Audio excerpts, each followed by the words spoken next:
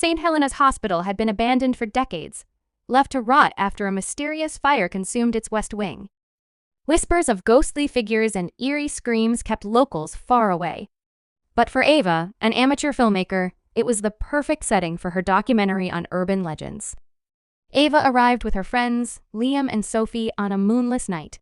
The air smelled of mildew and decay, and the faint sound of creaking filled the halls as the wind pushed through shattered windows. With flashlights in hand, they wandered through the darkness, recording every step. In the maternity ward, Ava found a worn leather file marked Baby 421. Inside were photos of a crying infant with the word experiment stamped in red. Suddenly, a faint lullaby echoed through the hall, chilling them to their core. "Who's there?" Sophie whispered, her voice trembling.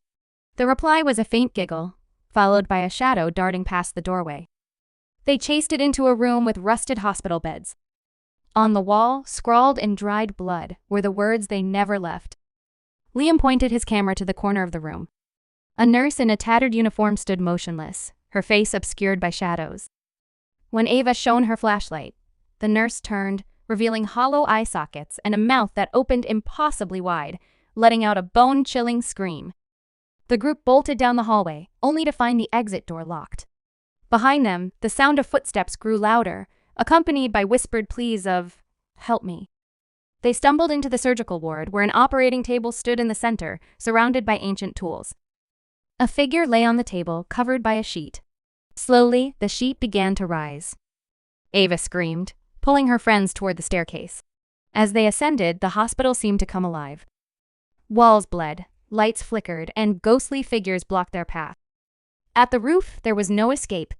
The group turned, only to find the nurse standing behind them, her skeletal hand outstretched. "Leave," she hissed. The next morning, Ava's camera was found at the hospital's entrance, the final footage showing the three friends screaming as the camera fell to the ground. They were never seen again.